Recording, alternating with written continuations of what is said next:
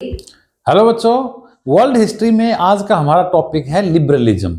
ये लिबरलिज्म जो टॉपिक है ये भी हिस्ट्री की जो बुक है हमारी 10th की, उसका जो फर्स्ट लेसन है उसी में है। German unification, Italian unification, French, Balkans, उनके साथ ये भी एक टॉपिक है। तो आइए हम जानते हैं ये लिबरलिज्म क्या होता है। इसमें से भी क्वेश्चंस आ सकते हैं, 2 मार्क्स भी, 3 मार्क्स भी, एमसीक्यू भी। आइए, लिबरलिज्म का मतलब होता है स्वतंत्रता, फ्रीडम। लिबरेशन को भी फ्रीडम कहते हैं, आजादी कहते हैं। तो ये 19th सेंचुरी के स्टार्टिंग में, ये जो नेपोलियन की डिफीट हुई थी 1815 में, उसके आसपास, उसके बाद 19th सेंचुरी के स्टार्टिंग में लिबरलिज्म का जो आइडिया था ये बढ़ा था धीरे धीरे, ये काफी पॉपुलर हुआ था। तो उस टाइम लिबरलिज्म क्या था? लिबरलिज्म आज आपसे कोई पूछे तो उसका मतलब है आजादी, फ्रीडम। लेकिन उसका उस टाइम 19th सेंचुरी में क्या मीनिंग था वो हम जानते हैं। तो देखिए, लिबर जो वर्ड है, Libre, Libre word Latin language से आया है। लेटिन का वर्ड है, रूट वर्ड है कि ये लेटिन का रूट वर्ड है।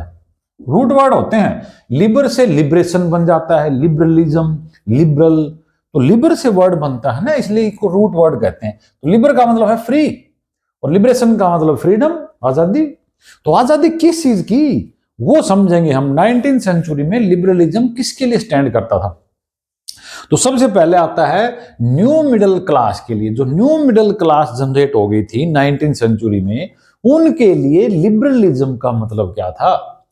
उनके लिए लिबरलिज्म क्या था? उनके लिए था फ्रीडम ऑफ इंडिविजुअल, व्यक्तिगत आजादी, पर्सनल लिबर्टी। व्यक्तिगत आजादी हो, इंसान के ऊपर कोई रोक टोक नहीं हो। ये 19th सेंचुरी में न्यू मिडिल क्लास के लोग ये चीज चाहते थे। उनके लिए लिबरलिज्म का मतलब था फ्रीडम ऑफ इंडिविजुअल, इंडिविजुअल की फ्रीडम हो। दूसरा वो चाहते थे इक्वलिटी बिफोर लॉ। ये लिबरलिज्म था न्यू मिडिल क्लास के लिए। कानून सबके लिए बराबर हो, यानी कानून के सामने सब लोग इक्वल हों, equality of all before law.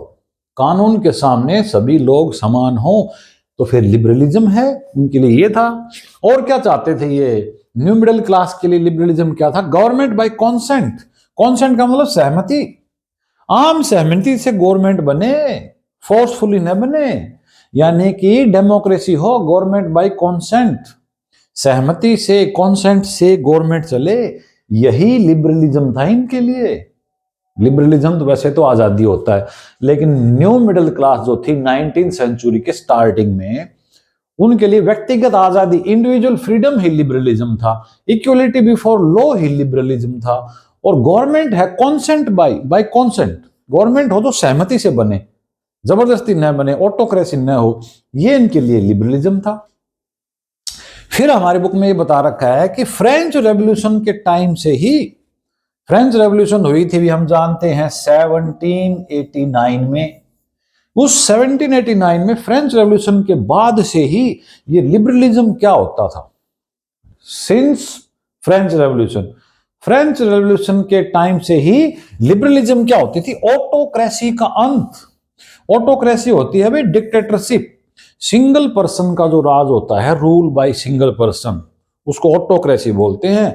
Autocracy में जैसे लुई 16 था फ्रांस में, तो लुई 16 था, ऑटोक्रेट था वो, वहां ऑटोक्रेसी थी।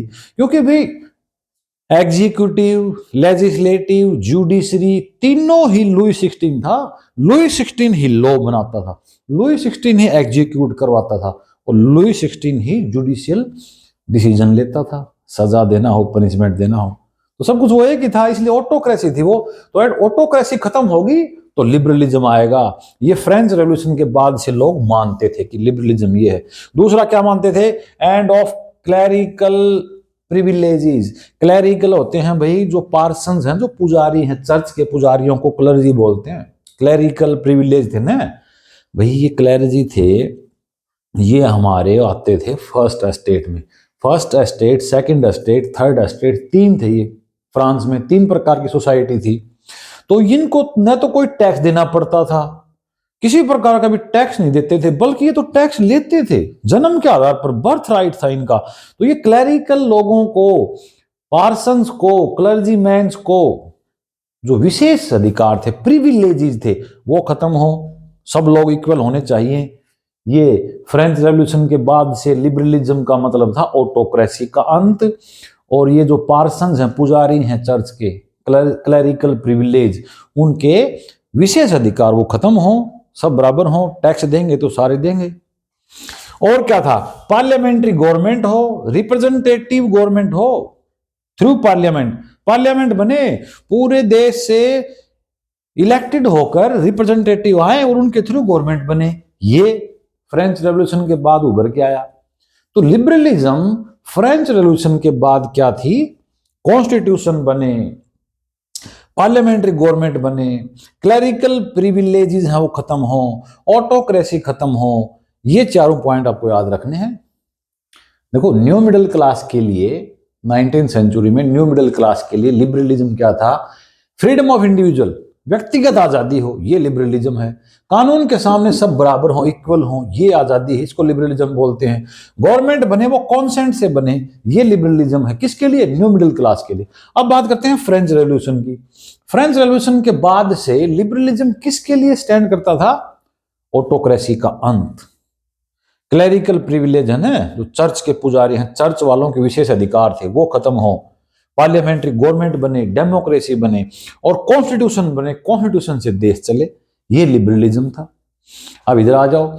अब लिबरलिज्म जो था ना, उसमें जो यूनिवर्सल सफरेज जो था, वो ये तो इक्वलिटी बिफोर लॉ है ना, इक्वलिटी बिफोर लॉ में ये शामिल नहीं था।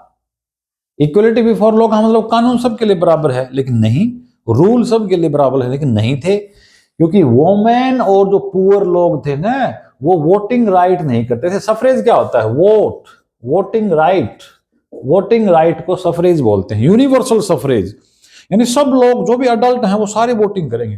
जैसे आजकल है हिंदुस्तान में क्या है, यूनिवर्सल अडल्ट फ्रेंचाइजी है, यूनिवर्सल सफरेज हमारे देश में। 18 साल से ऊपर जो भी है वोटिंग करेगा, चाहे गरीब हो, अमीर हो, मेल हो, फीमेल हो, कोई भी हो। लेकिन ये यूनिवर्सल सफरेज शामिल नहीं था इसमें। 19th सेंचुरी के स्टार्टिंग में इक्वलिटी बिफोर लॉ में शामिल नहीं था। क्यों, गरीब लोगों को वोट डालने का अधिकार नहीं था, जो टैक्स देते थे वही वोटिंग करते थे, और फीमेल तो बिल्कुल भी शामिल नहीं थी। एक्टिव सिटीजन और पैसिव सिटीजन दो प्रकार के थे ये, सभी प्रकार के, मतलब खासतौर पर फ्रांस में और बाकी भी। तो एक्टिव सिटीजन वो होते थे जो 25 से ऊपर हैं और वो जो टैक्स देते हैं, वो टैक्स देने वाला अमीर होते हैं। तो गरीब लोगों का कोई अधिकार नहीं वोट डालने का, और वोमेन का, इन दोनों को एक्सक्लूड कर रखा था। तो यूनिवर्सल सफरेज शामिल नहीं थी। और फिर उस टाइम ये 19th सेंचुरी में काफी मूवमेंट चलते हैं वोटिंग राइट के लिए, वोमेन के वोटिंग राइट के लिए, यूनिवर्सल एडल्ट फ्रेंचाइजी के लिए काफी मूवमेंट चलते हैं। ठीक है, अब आते हैं हम इकोनॉमिक स्फीयर में लिबरलिज्म क्या था, न्यू मिडिल क्लास के लिए लिबरलिज्म क्या था। सिंस फ्रेंच रेवोल्यूशन के बाद से लिबरलिज्म किसको मानते थे, और यहां पर यह बता दिया यूनिवर्सल सफरेज ये शामिल नहीं था। अब हम बात करेंगे इकोनॉमिक स्फीयर, आर्थिक क्षेत्र में, स्फीयर का मतलब क्षेत्र, आर्थिक क्षेत्र में ये लिबरलिज्म है, ये क्या था। इकोनॉमिक स्फीयर में बिजनेसमैन, व्यापारी, इनके लिए आजादी क्या थी, मार्केट का फ्रीडम हो, बाजार का फ्रीडम हो, व्यापार करने की आजादी हो, कोई कहीं व्यापार करो, किसी भी चीज का व्यापार करो, फ्रीडम ऑफ मार्केट। ये इस इकोनॉमिक स्फीयर के लोगों के लिए लिबरलिज्म क्या था। इनके लिए गवर्नमेंट का मतलब नहीं था कि गवर्नमेंट इलेक्टेड हो, इक्वलिटी बिफोर लॉ हो। इन इकोनॉमिक स्फीयर के लोगों के लिए मार्केट की आजादी हो, फ्रीडम हो मार्केट का, कोई भी व्यापार करो। और उसमें क्या था, abolition of restriction on trade, trade के ऊपर जो प्रतिबंध लगाती थी सरकार, उसका अबोलिशन हो। रेस्ट्रिक्शंस ऑन ट्रेड, ट्रेड के ऊपर जो प्रतिबंध लगते थे, रेस्ट्रिक्शंस लगती थी, उसका अबोलिशन हो, ये लिबरलिज्म है।